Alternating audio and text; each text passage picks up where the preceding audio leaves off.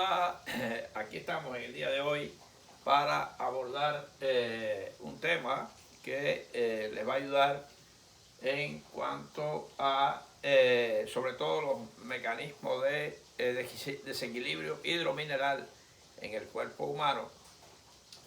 Vamos a ver los compartimientos, espacios celulares, cuáles son esos espacios, un breve repaso sobre la importancia de conocer algunos mecanismos, cómo se mueven los electrolitos, cómo se mueve el agua y su distribución prácticamente en el cuerpo humano. A esto le vamos a llamar compartimientos o espacios del tejido o celulares. Vamos a ver ahora cuáles serían esos espacios, pero antes vamos a recordar que el agua en el cuerpo humano se distribuye esquemáticamente. Hemos hecho este cuerpo acá, bueno, quizá de un hombre, igual sería una mujer, aproximadamente en los niños un poquito más de agua porque tiene mucho tejido graso, etcétera. Pero vamos a ver aproximadamente, vamos a pasar una línea acá para demostrar aproximadamente que el agua se encuentra en el cuerpo humano distribuido en los diferentes órganos, en casi todos los órganos. El porciento pasa inclusive de 70% en cada órgano. ¿Por qué? Porque de forma general de un 64 a 66% del cuerpo humano es agua. Los demás son, bueno, tejido, celularidades, etcétera, que así se comparten. Ok, esta es una forma general de representarlo y es decir, vamos a ir borrando porque aquí vamos a ir trabajando, pero dejamos el muñequito por ahora para ir recordando algunas cosas. ¿Qué pasa? Que ustedes saben que en el cuerpo humano está formado sobre todo por células, vamos a decir así, de diferentes tipos de acuerdo al tejido. Ustedes saben que hemos visto muchos temas en los cuales hemos ido caracterizando las células de acuerdo al sistema donde se han encontrado. De forma general, los tejidos están formados por células. Quiere decir que, ¿cuáles serían dentro de ese organismo los espacios? ¿Cuáles serían? El espacio intracelular, el espacio extracelular. Fíjense que el espacio se llama transcelular y espacios potenciales. Espacios potenciales. ¿Qué pasa? Vamos ahora a hacer dibujos más adelante donde vamos a explicar un poquito porque vamos a dar la introducción sin meternos profundamente en lo que son las deshidrataciones, etcétera. Vamos a hacer un dibujo donde vamos a representar un poquito qué pasa con el agua cuando existen diferentes tipos de deshidratación, ya sea deshidratación hipertónica, hipotónica o isotónica o inclusive la hiperhidratación. Quiere decir que tenemos estos tres: intracelular, extracelular, transcelular y espacios potenciales. Si vamos a ver, vamos a ir presentando ahora otro dato importante. Vamos a ir poniendo aquí ya para que haya buen espacio para trabajar. Ok, tenemos que, teniendo en cuenta, existen también junto con esa agua, hay electrolitos fundamentales. Sería, vamos a mencionar el sodio, el potasio, el cloro y el calcio. Estos son los fundamentales electrolitos prácticamente, que son los que van a regir lo que es la hemodinamia y los movimientos de masas de líquido en el cuerpo humano. El sodio se encuentra aproximadamente, dependiendo de los tipos de laboratorio, etcétera, las casas que hacen los diferentes exámenes, entre 135 a 145 mil equivalentes por litro. Aproximadamente. El potasio se va a encontrar de 3.5 a 5 miliequivalentes por litro. El cloro de aproximadamente de 100 a 105 miliequivalentes por litro. Y el calcio va a ser prácticamente de 8.5 a 10 aproximadamente. 8.5 a 10 miliequivalentes por litro. Claro, está el bicarbonato, están otros elementos, magnesio, una serie de elementos importantísimos. Pero nada más le quiero representar estos elementos porque son importantes para demostrar para los movimientos del agua, etcétera, los electrolitos. Estos son los fundamentales. Muy bien. Vamos entonces a representar ahora lo siguiente. ¿Cómo se mueven esos líquidos y los electrolitos?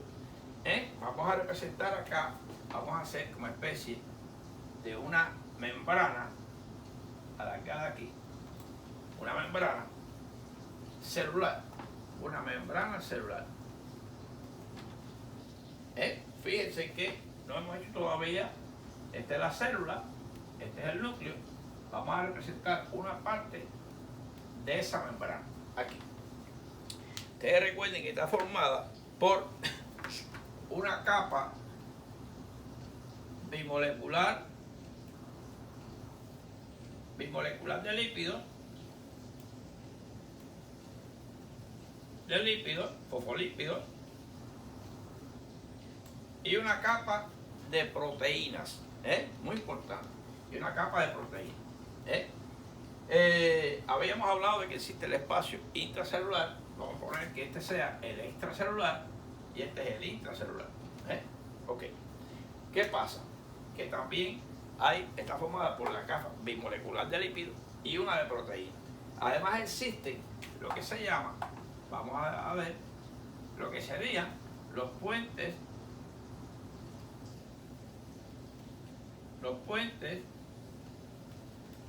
de proteína, proteína G, etc. Proteína G, que se representan prácticamente de diferentes formas. Puede ser así, o puede ser de esta manera.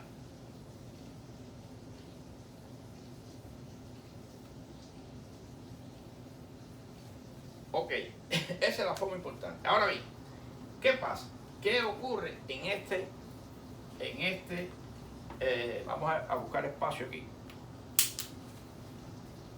Vamos a buscar espacio. Este es el espacio, dimos, extracelular y este es intracelular. Bien, hay un mecanismo que se llama ósmosis. Que se lo vamos a dejar solamente prácticamente para el agua. El agua, por ejemplo, H2O, se va a mover de un gradiente de menor concentración a mayor concentración, ¿verdad? Por un mecanismo de difusión espontáneo, prácticamente espontáneo. Ese es el mecanismo por el que se mueve el agua. Tenemos el otro mecanismo, que es la difusión simple, que va a ser la difusión simple que pasa de un gradiente de mayor cantidad, la difusión simple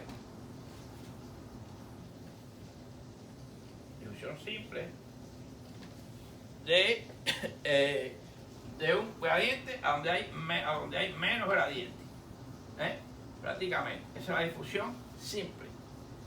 Y está la difusión facilitada,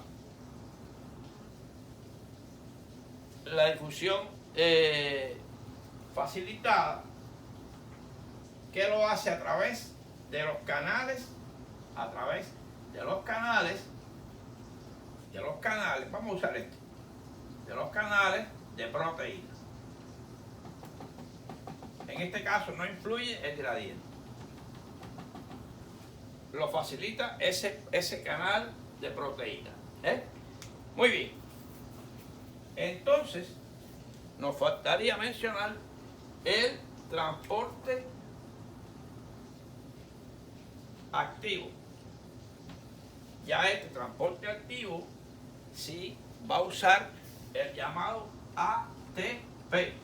Necesita un carburante para poder. Porque, por ejemplo, vamos a suponer que el sodio entra, por ejemplo, la bomba que conocemos, la bomba sodio-potasio, ATP-ASA, que conocemos. El sodio entra por un mecanismo, lógicamente el sodio es más concentrado afuera, en el exterior, y le es fácil entrar. Pero ¿qué pasa? Que para salir nuevamente necesita de una bomba de sodio, potasio, ATP, ASA, de esa bomba que va a usar el ATP para poder salir. Esto es importante porque si no sabemos estos mecanismos que son prácticamente los fundamentales, el mecanismo de ósmosis, el mecanismo de difusión simple, facilitada y transporte activo. Necesita el sodio para salir, por ejemplo, cuando se inicia el potencial de acción. Cuando se inicia el potencial de acción, el sodio necesita entrar para iniciar, es el que inicia ese potencial, esa despolarización. Pero para salir y que el potasio pueda entrar, recordar que el potasio no lo hemos todavía aclarado mucho, pero vamos a ver cuáles son los electrolitos más frecuentes afuera o más adentro. Quiere decir que el potasio entra fácilmente porque hay un gradiente, y esa entra de forma facilitada por su gradiente o simple, pero para salir, como que va en contra de un gradiente de concentración, necesita esa fuente de energía que es la bomba sodio-potasio ATP-ASA. Muy bien, eso es importante. Esto lo quería mencionar porque son los mecanismos fundamentales con los que se mueve prácticamente esos electrolitos. ¿Ven? Bien. Vamos entonces a seguir para después que hemos visto este aspecto. Son elementos básicos para poder entender cómo se mueven. Ahora bien, si vamos a ver, si tenemos aquí una barrera, rápidamente, este es intracelular y este es, vamos a hacerlo más bonito.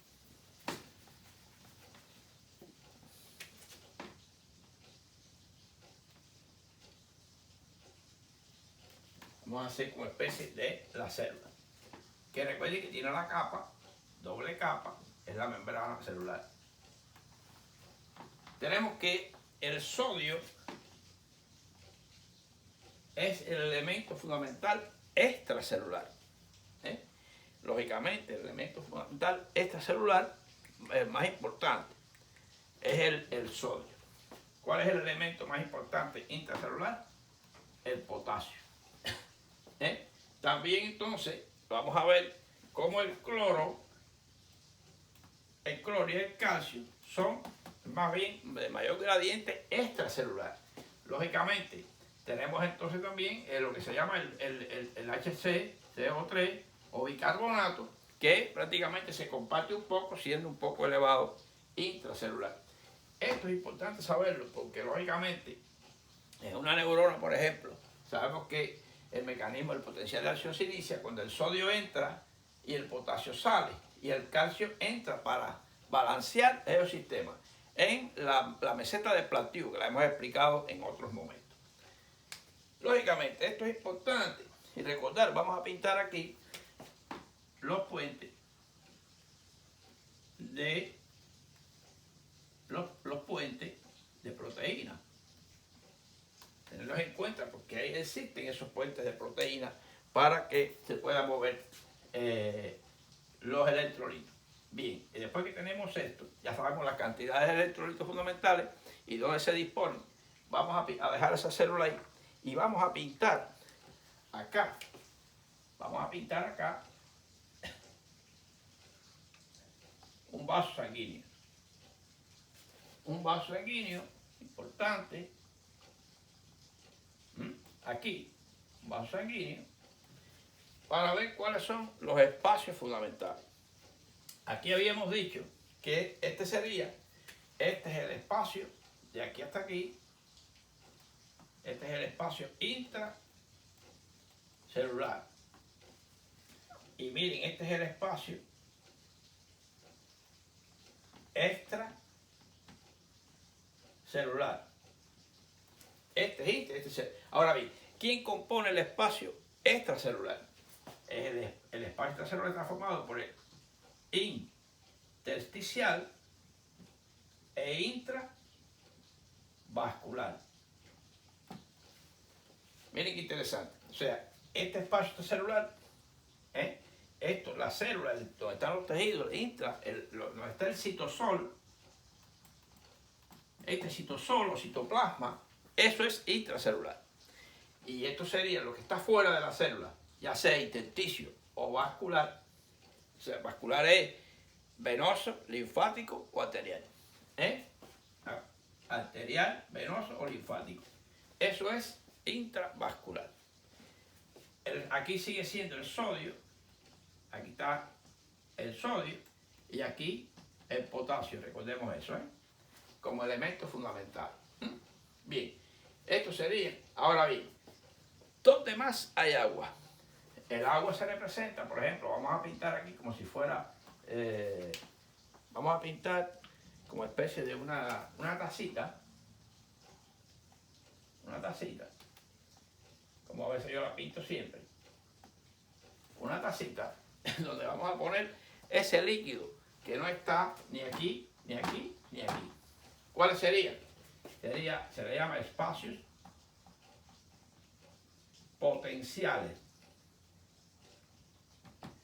o espacios prácticamente transcelulares. Esto es importante. ¿Por qué? Porque ahí es que se va a mover el líquido. Por ejemplo, cuando hay deshidrataciones hipertónicas, hipotónicas, etc., ahí es que se va a mover el líquido. ¿Estos cuáles son ejemplos de espacios potenciales? El espacio articular. El espacio, por ejemplo, de las cavidades. Cavidad pleural, peritoneo, articulaciones, peritoneo, etc. Humor vítreo o acuoso. Humor acuoso. Todos son espacios. El líquido cerebroespinal, todos esos son espacios que se mantienen, el líquido sinovial de las articulaciones, etc., que se mantienen en concentración de acuerdo al estado de hidratación del paciente, al estado de hidratación. Ahí se va a mover entonces los líquidos, ya sea el agua, se va a mover en diferentes formas, el sodio va a entrar y va a salir, el potasio va a entrar, etc. Se va a regir en esa membrana todos estos mecanismos. Así también en el vaso también va a haber mecanismos de entrada y salida de los diferentes electrolitos, sobre todo a nivel de los tejidos, que es donde se produce el intercambio electrolítico, el intercambio gaseoso a nivel de los tejidos, etc. Ahora bien, después que ya tenemos estos espacios, vamos a decir que existen los tipos, de deshidratación. Existe, por ejemplo, la deshidratación hipotónica. La hidratación hipotónica, siempre la deshidratación se va a regir pues cómo está la concentración vascular, que es la que rige la hemodinamia prácticamente. Entonces, hipotónica sería cuando se pierde mucha agua, etc. Y hay mucha agua en lo que es el espacio vascular intersticial. ¿Y qué pasa? Que el agua se va hacia la célula. ¿Y qué le pasa a la célula? La célula se hincha. se hincha, ¿eh? Se pone hinchada. Y esto es lo que se llama una deshidratación hipotónica, porque hay demasiado líquido en el espacio extracelular que viaja hacia el interior de la célula. ¿Qué pasaría en la deshidratación hipertónica? Por ejemplo, un paciente que toma mucha agua, está perdido en el mar, toma mucha agua salada. ¿Qué pasa? Que la célula se vacía. ¿Por qué? Porque el agua va, lógicamente, como que esto aquí está hipertónico, tiene mucho más electrolitos solutos que líquidos. El agua viaja hacia el intersticio. Quiere decir que la célula entonces se vacía. Y es lo que trae consigo, por ejemplo, puede traer consigo, como mismo, cuando la célula se hincha, puede traer coma, un estado de comatoso. También puede traer, si se vacía demasiado, puede irritarse y producirse lo que se llama convulsiones. Por ejemplo, síndrome convulsivo. Y también está la isotónica. Es cuando se pierde agua y soluto en iguales cantidades. Ya esta es la que más ocurre normalmente. Esta es la que llega al cuerpo de guardia, porque el niño ha tenido, por ejemplo, diarrea, ha tenido vómitos, se han perdido, sin meternos en lo que es el estado ácido básico, pierde de los dos y por tanto ocurre una deshidratación isotónica. ¿Y qué cosa sería lo que mencionamos ahorita? La hiperhidratación. La hiperhidratación es el caso, por ejemplo, una venoclisis que se le pone a una persona y se puede ir el conteo de gotas y prácticamente entra mucho líquido al torrente circulatorio. Lógicamente, ¿qué le pasa a los vasos? Aumentan su volumen a expensas de ese líquido que ha entrado, que no lo pierde. Todo esto está relacionado con mecanismos renales, todo esto está relacionado con mecanismos respiratorios, transpiración de la piel. No nos vamos a meter ahí hoy, porque esto es un tema para explotarlo bien cuando hablemos de exactamente, más profundamente de lo que son estas deshidrataciones. Solamente estoy dando el concepto aquí hoy de hipotónico, hipertónico, isotónico. Simplemente quería mostrarles este pequeño tema como para estimularlos a buscar. Recordar que no hemos hablado de la hidrasa carbónica, no hemos hablado que el papel de bicarbonato, prácticamente en todo esto, para poder, por ejemplo, saber, cuando les expliqué, cuando vimos estómago, de cómo era lo de la bomba de protones, la actuación o el trabajo del omeprazol, por ejemplo, eso hay que entenderlo muy bien porque esto aquí, el citosol, es un mecanismo intrínseco muy importante, etc.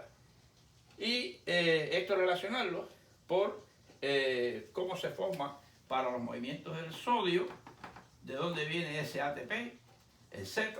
Todo eso hay que profundizarlo cuando hablemos ya bien de lo que es una hidratación, una deshidratación y su tratamiento de forma bien exacta y bien. Recordar entonces que cuando a un paciente se le toma la presión, recordar que no le estás tomando la presión a una célula, le estás tomando la presión a un lecho vascular, a un sistema arterial, y ahí es que, por eso es que es tan importante, y las deshidrataciones se le da tanto valor a lo que es el mecanismo hemodinámico que depende del sistema arterial y venoso, fundamentalmente. Entonces yo creo que le dije este temita como prácticamente conceptual, para que tenga una idea de cuál es el elemento fundamental en el cuerpo humano, cuáles son los electrolitos fundamentales, cómo se distribuyen, etc. Algunos de sus valores y cómo se distribuye el agua en el cuerpo humano. Así que les prometo no dejarlos así como un poco vacíos, porque lógicamente esto es más profundo. Para explicar las deshidrataciones hay que ir un poco más profundo con las fórmulas, y quiero recordarles, por ejemplo, que como ¿Cómo sabríamos finalmente si hay un estado de verdad concentrado o no intravascular? Bueno, con la fórmula de la osmolaridad. Recordar que era el sodio más el potasio que multiplica prácticamente a la glucosa sobre 18 por la urea sobre 3.8. 3.8 o 3.8, más o menos. Esto es prácticamente lo normal sería de 200 a 300 milimoles por litro. Milimol por litro. Esa es la fórmula de la polaridad. El sodio y el potasio. La glucosa, la urea o prácticamente el boom, los azodados, sobre 18 aquí y 3.8 aquí. Prácticamente, eso da una idea. Si está menos de 200, hay hiposmolaridad. Y si está más de 300, hay hiperosmolaridad en el lecho vascular, aquí. O sea que es de 200 a 300 aproximadamente. ¿De qué depende entonces? De esos dos electrolitos fundamentales y de la glucosa y la urea. Por eso mismo hay que conocer todo esto, porque ¿por qué un paciente con, por ejemplo, coma hiperosmolar cae prácticamente en coma? Porque es tanto el grosor aquí de soluto que le pasa a la célula, prácticamente todo el agua tiende a ir hacia afuera y la célula se seca, se vacía, se estruja, y esto trae consigo, puede traer coma, convulsiones, un estado comatoso intenso, y puede dar al traste con la vida del paciente. Así que no los complico más, les dejo esto como estímulo para seguirlo revisando, y seguimos adelante con los temas.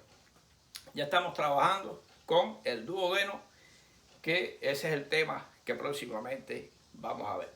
El duodeno como parte, ya continuidad del estómago. Así que seguimos adelante.